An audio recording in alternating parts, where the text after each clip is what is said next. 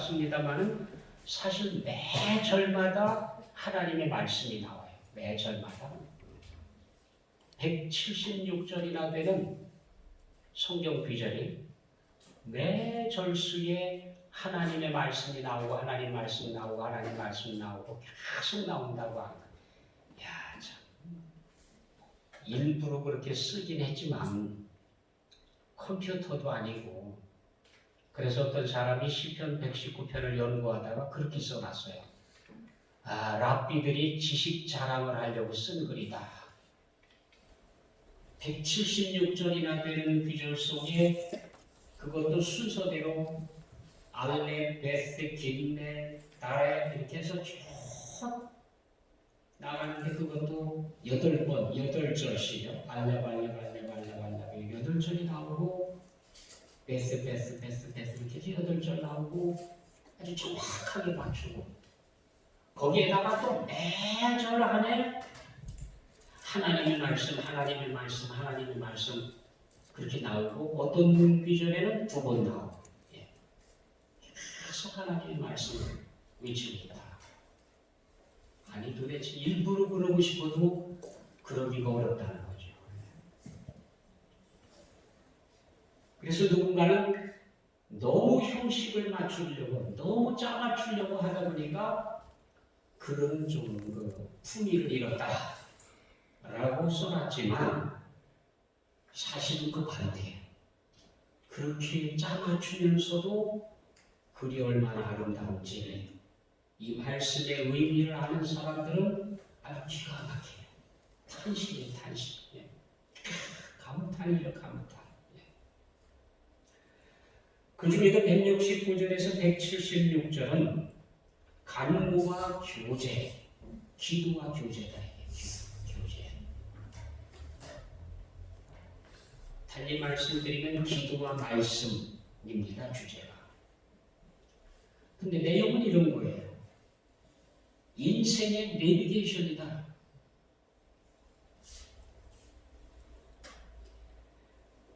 과연 인생이 살아가는 동안에 정확한 지표를 찾아갈 수 있는 인생의 내비게이션이 있다고 하면 뭘까?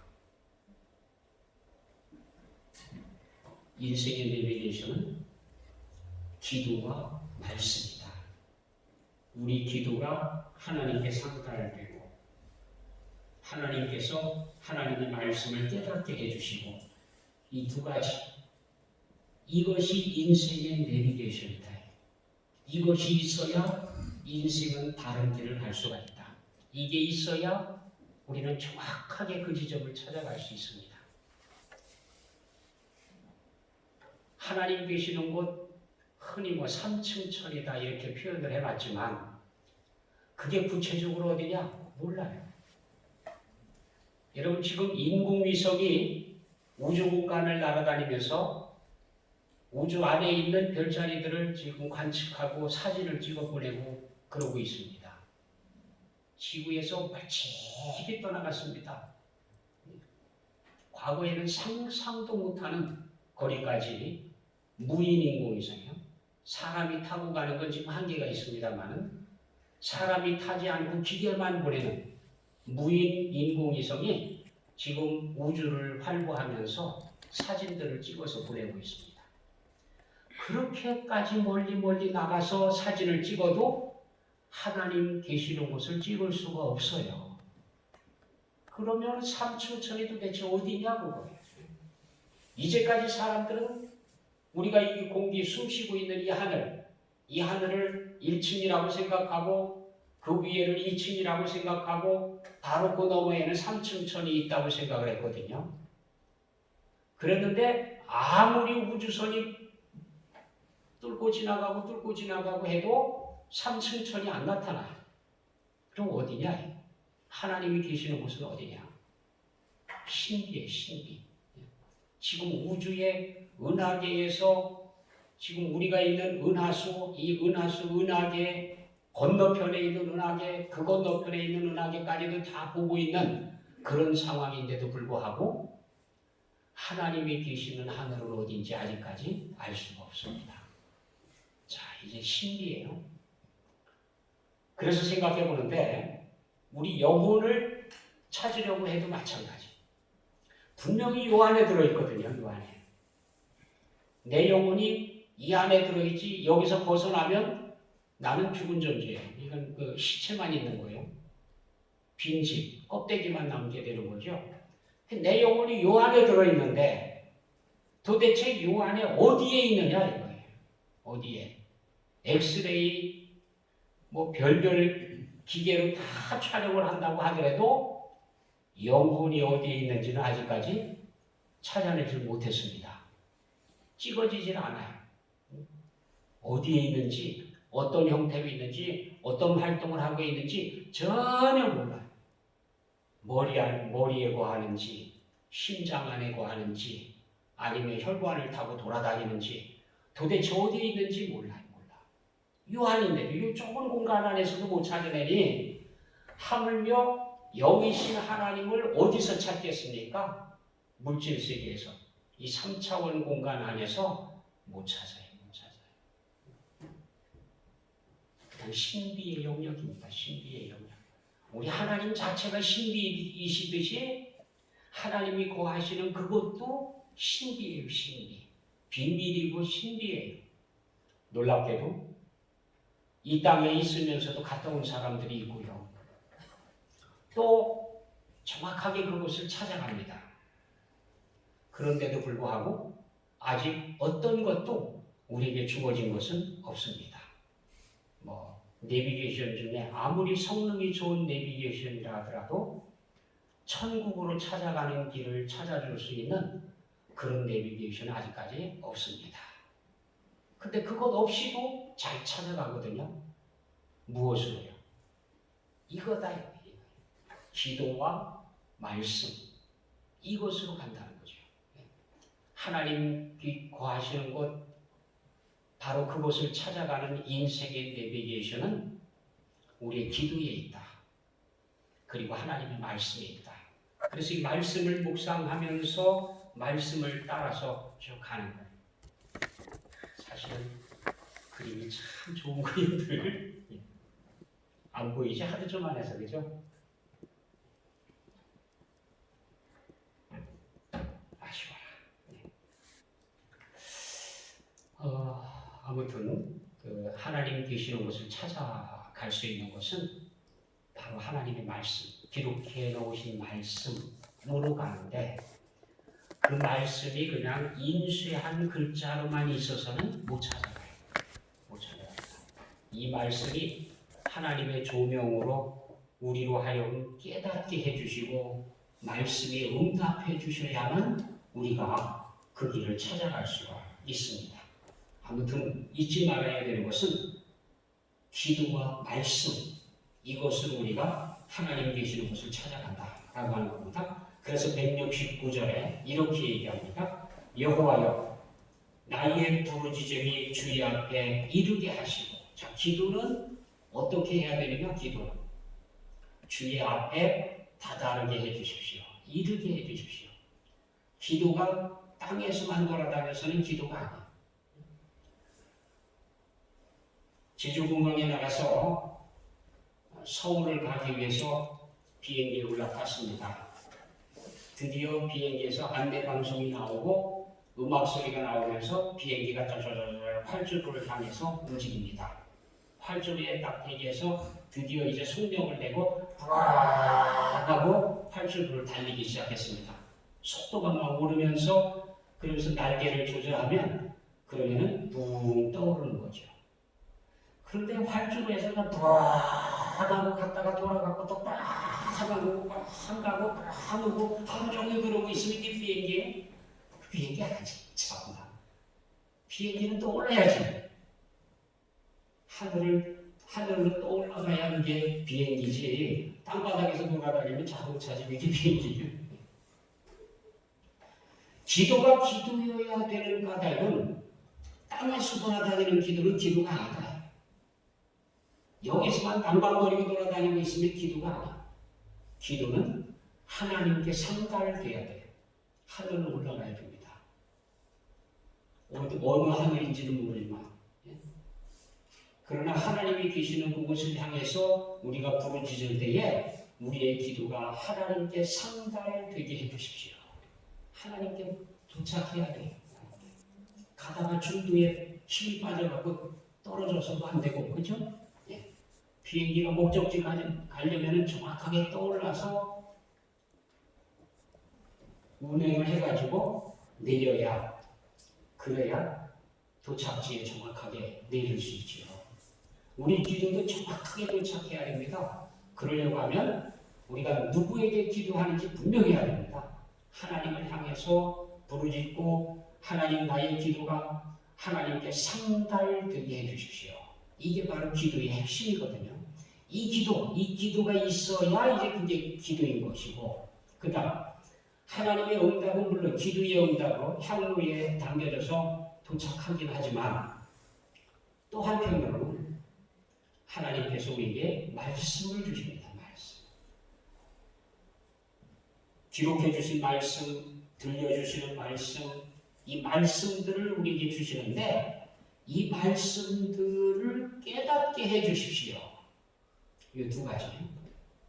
기도가 하나님께 상달되게 해 주시고 주의 말씀들을 깨닫게 해 주십시오. 이 두 가지.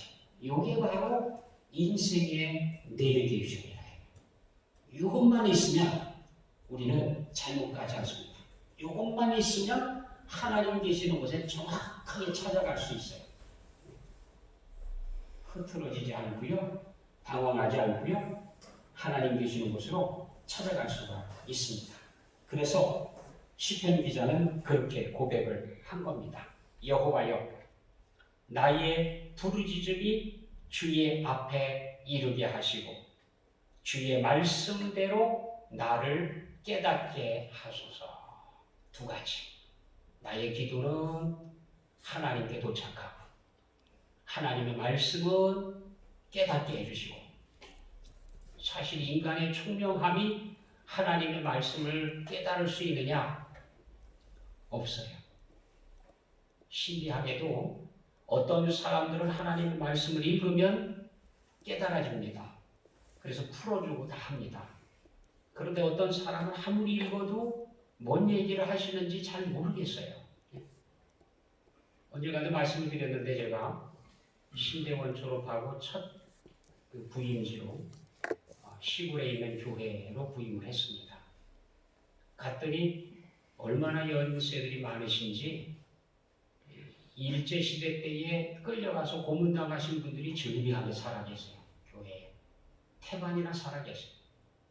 그 어른들이 하는 얘기가 우리 교회 젊은이들 참 사랑스럽다고 그러는데 제 눈에는 젊은 사람이 안 보이더라고요. 아무래도 내가 모르는 젊은이들이 있나 여러 의문을 갖고 있었는데 어느 날 대화하다가 드디어 알았어요. 그 비밀을. 우리 교회 젊은이는 아이 걔가 글쎄 벌써 휘갑이래. 60대는 아이가 젊은이. 그런 교회였습니다. 그 옛날 어른들이요, 더군다나 여자들은요 공부 안 시켰어요. 학교에는 못 다녔습니다. 글 공부를 안 했습니다. 그래서 자녀들이 편지를 보내오면 저보고 읽어달라고 가지고 가요. 좀 이거 좀 읽어달라고. 그래서 읽어줍니다. 무슨 내용이라고 그러면서 읽어줍니다. 그런데 성경을 읽어요. 성경 시편 119편 169절 그러면은 찾아서 읽어요. 이 두꺼운 데서 시편 119편 169절을 찾아서 읽을 정도 되면 글씨 아는 거예요, 모르는 거예요? 아는 거잖아요. 예? 읽어요. 글 공부를 안 했는데 읽어요. 읽기만 하는 게 아니라 해석도 해. 설교도 해, 설교도. 읽고 나서 이게 이런 거다라고 설명까지 해요. 놀라워요. 근데 편지를 못 읽어. 그러니까 글씨 자체를 아는 게 아니고 정자죠, 정자.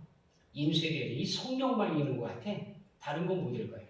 성경은 어떻게 읽는데 왜 다른 거 못 읽는지 이해가 안 돼, 이해가. 지금도 이해가 안 돼요.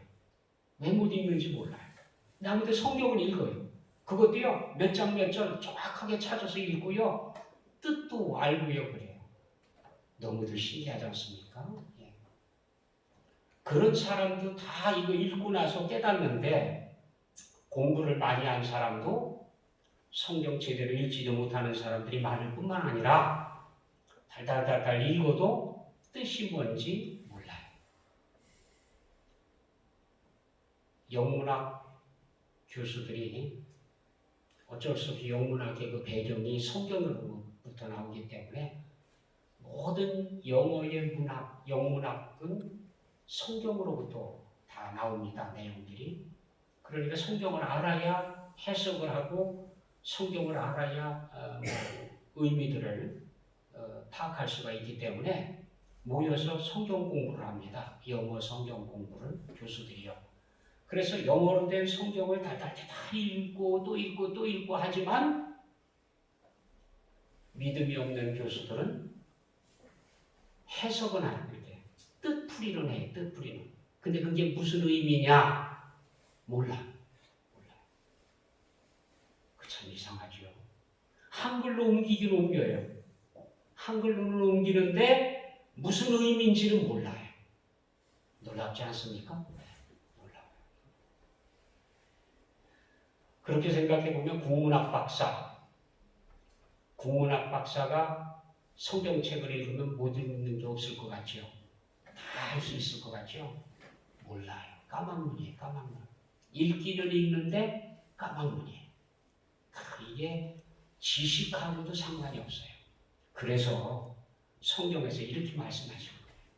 주의 말씀대로 나를 깨닫게 하소서. 내가 하나님 말씀을 어떻게 깨달을 수 있느냐? 내가 하나님 말씀을 어떻게 할 수 있느냐? 깨닫게 해 주셔야 알 수 있다고요. 깨닫게 해 주셔야. 주님께서 눈을 열어주시고 주님께서 알게 해 주셔야 알지. 그렇지 않으면 몰라요. 읽기는 읽어도 몰라요. 이 기도를 잊지 마십시오. 늘 기도하고 계셔야 됩니다.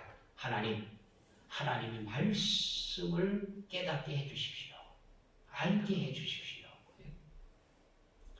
나의 간구가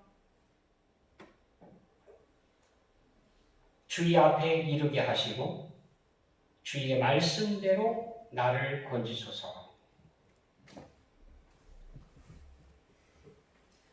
우리의 간구는 당연히 부르짖음이 됐든 소곤소곤하는 기도가 됐든 아니면 묵상이 됐든 아니면 속으로 하는 기도가 됐든 묵기도가 됐든 간에 아무튼 우리 기도는 주님 앞에 상달되어져야 하고요. 주의 말씀대로 나를 건지소서. 기도의 비밀은 계시록에 나와 있습니다. 4장부터 시작되어지는 하늘의 예배, 그 놀라운 광경이 거기 기록되어져 있는데 하나님의 보좌가 거기에 비풀어져 있고 그리고 네 생물, 얼굴을 알죠? 네 얼굴을 가지고 있는데 첫 번째는 사자, 두 번째는 송아지, 세 번째는 사람, 네 번째는 독수리의 얼굴을 하고 있다. 이 네 생물이 하나님의 보좌에 가장 가까운 자리에 차지하고 있고 그리고 이 둘러서 24보좌가 준비되어져 있습니다. 왜 24보좌냐? 잘 모르겠습니다. 아마 모르긴 몰라도 구약 성경의 12지파, 신약 성경의 12사도, 그래서 24보좌라고 이렇게 다들 생각을 하고 있습니다.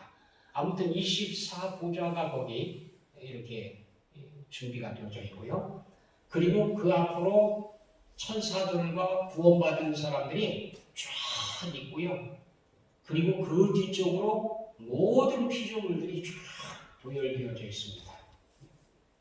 거기 하나님의 보좌 가장 가까이에 있는 스랍들, 그룹이라고도 하고 스랍이라고도 하죠. 그 스랍들이 거기에 있고 그 다음에 이제 거기에 천사가 향로를 가지고 오르는 장면이 기록되어져 있습니다. 그 향로에는 성도들의 기도가 담겨져 있고요. 그 기도를 담은 향로를 가지고 천사가 하나님의 보좌 앞으로 가지고 올라가서 하나님 앞에 내려놓으면 하나님께서 응답하시는 그 응답으로 하늘 숯불, 제단 숯불을 그 향로에다 담아가지고 내려와서 땅에다가 쏟았다라는 것이 기록되어져 있습니다. 그랬더니 막 큰 지진이 일어나고 막 요동치고 막 그랬습니다. 무슨 얘기냐면 기도라는 그런 거라는 거예요. 우리의 기도는 향로에 담겨져서 하나님의 보좌 앞으로 가지고 올라가고 하나님의 응답으로 이 땅에 내려와서 쏟아지게 되면 기도한 사람이 있는 바로 거기에 하나님의 응답이 이 땅에서 이루어진다는 거죠. 땅이 요동치고 막 진동하고 지진이 일어나는 것처럼 그렇게 구체적으로 하나님의 응답이 이루어진다는 겁니다. 그래서 나의 간구가 주의 앞에 이르게 하시고, 우리는 그 기도의 내용을 또 한 번 봅니다. 그렇죠? 예수님께서 오셨을 때에 나다나엘을 불러왔을 때 그 나다나엘에게 하시는 말씀 속에서 요한복음 1장 50절 51절에 그런 주님의 말씀을 주십니다. 그러면서 거기에서 너희가 이보다 더 큰 것을 보이라.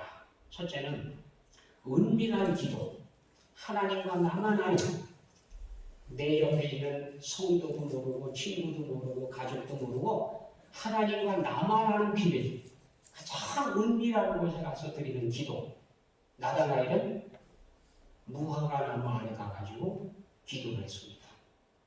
아마 여기로 말하면 과수원에 가서 이제 비닐하우스 속에 들어가서 어느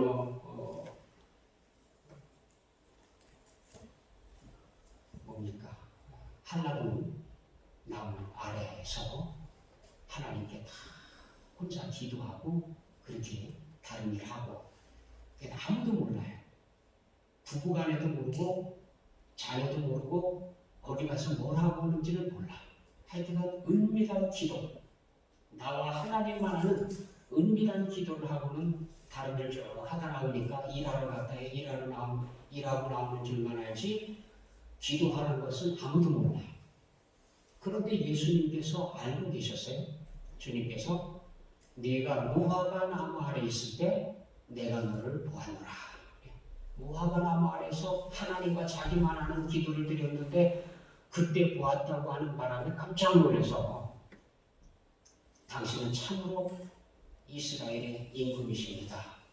하나님이십니다. 라고 고백을 합니다. 그 나다나엘의 고백에 이어서 예수님께서 하시는 말씀이 무화과 나무 아래서 봤다고 해서 네가 믿느냐? 그보다 더 큰 일을 보리라. 그 큰 일이 뭐냐면 하늘이 열리고 인자 위에 하나님의 사자들이 오르락 내리락 하는 것을 보리라. 이게 기도의 비밀이에요. 기도의 비밀. 하늘이 열리고 인자 위에 예수님을 타고 하나님의 사자들이 오르락 내리락, 하나님과 우리 사이를 연결하는 사다리가 있습니다. 창세기 29장에 하나님과 우리를 연결하는 사다리가 있는데 그 사다리에 하나님의 사자들, 천사들이 오르락내리락 했어요. 왜 오르락내리락 합니까? 우리 기도를 가지고 올라가고 하나님의 응답을 가지고 내려오고, 그래서 오르락내리락 하는 거예요. 우리 기도가 올라가고 하나님의 응답이 내려오고 올라가고 응답이 내려오고 오르락내리락 하는 거거든요. 그래서 이게 야곱이 본 사다리인데 예수님께서는 그 야곱의 사다리를 내가 보리라. 그런데 야곱의 사다리가 꿈속에서 봤던 그냥 사다리가 아니라 인자가 하나님과 우리 사이를 연결하는 사다리.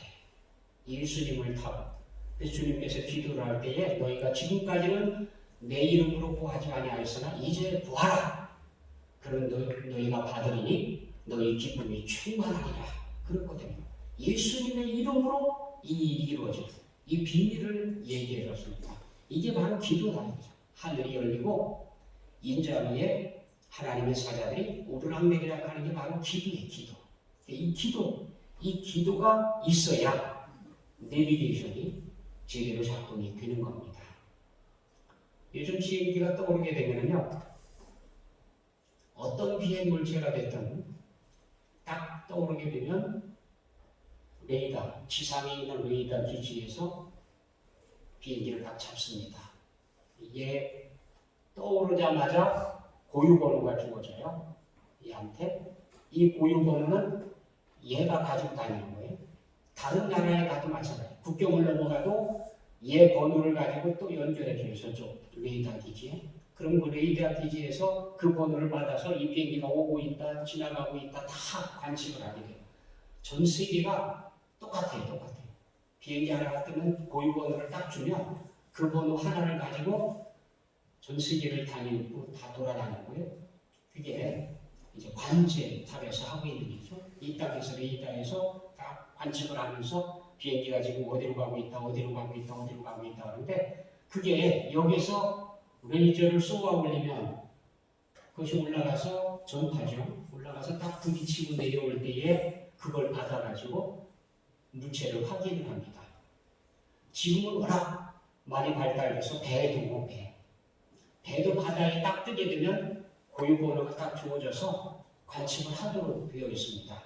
세월호 사건 때에 왜 해경하고 막 그 마찰을 빚고 문제가 생기고 했었느냐면 해경에서 그걸 다 감독을 하고 있어야 되거든요. 다 세월호가 지금 이렇게 가고 있고 다른 데는 이렇게 가고 있고 그래서 이렇게 가고 있는데 갑자기 선회해가지고 방향이 틀어지더니 뭐 문제가 생겼다. 이걸 다 보고 있었어야 되고 그리고 보고가 즉각 이루어져야 되는데 뭔가 오차가 생겼단 말이에요.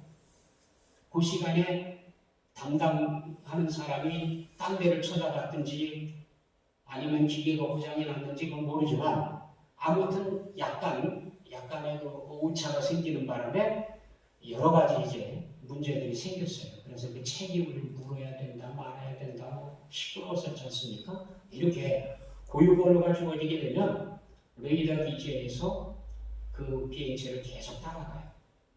내가 하늘에 올라갔습니다. 나의 고유번호가 주어져서 내가 어디로 가는지 전파가 와서 딱 휩쓸고 지나가요. 트랜스판드라고 하는데 이게 딱 이렇게 더듬고 지나가는 거를 계기판에서 보면은 쥐 이렇게 반짝반짝 이렇게 지나가고 있어요. 이게 작동하고 있다는 얘기는 지금 내가 고아가 아니다. 미아가 아니다. 미아? 좀 이상하네. 길을 잃은 그런 뜻이 아닌데 그죠? 아무튼 우리를 스쳐 지나가면 나는 버려진 잊혀진 존재가 아니에요.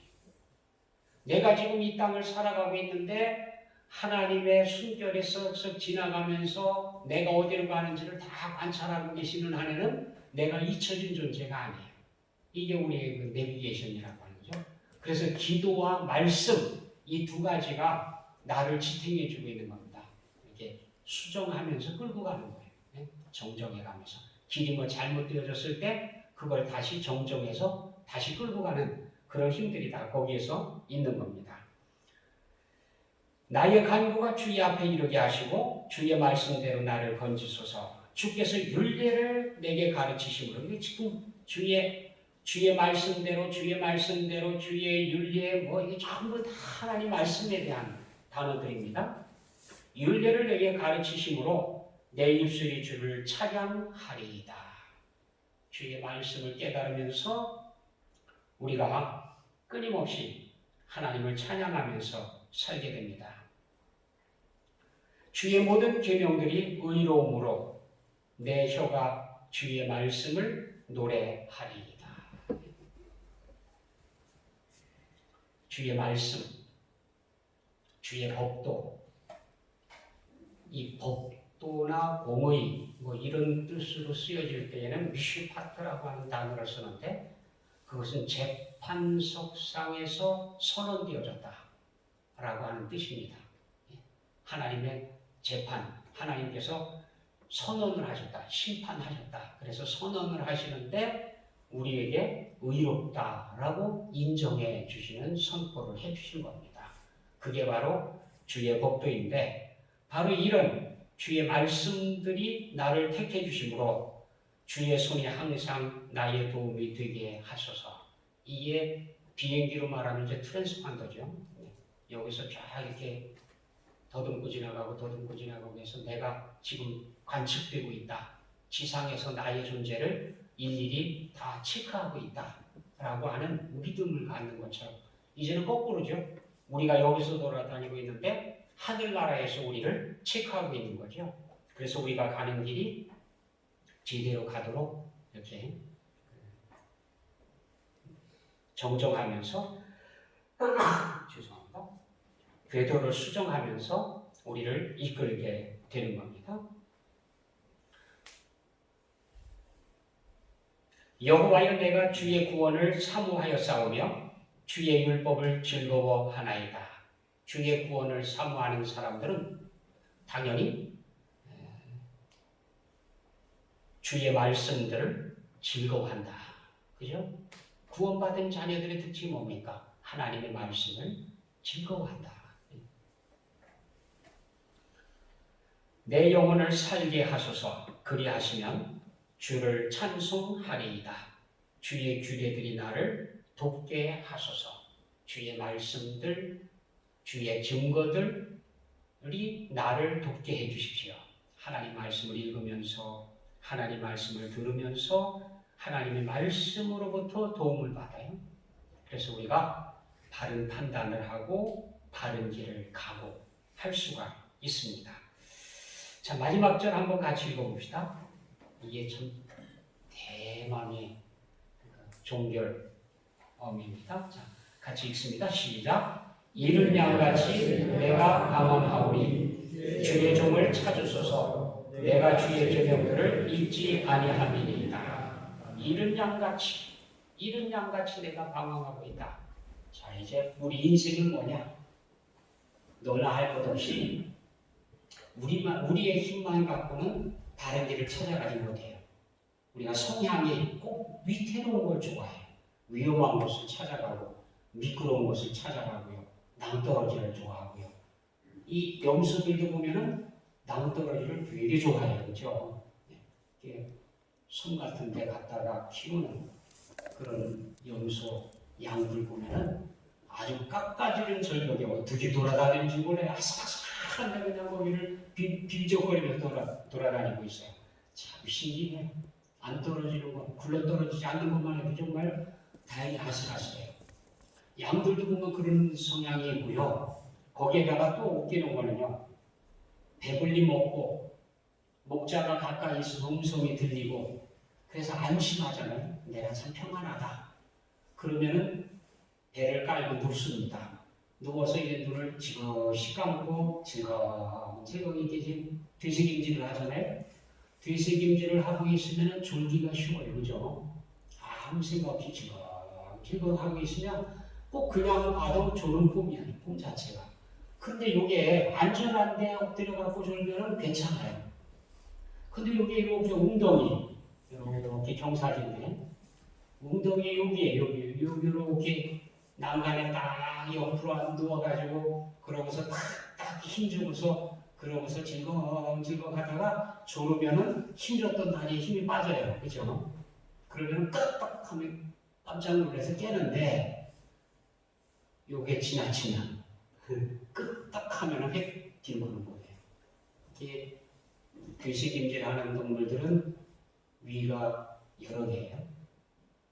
속에 이 여러 개의 위가 뒤집어져 가지고요. 딱 제껴지자마자 숨이 멎어요. 기둥을 막아서 숨을 못 쉬어요.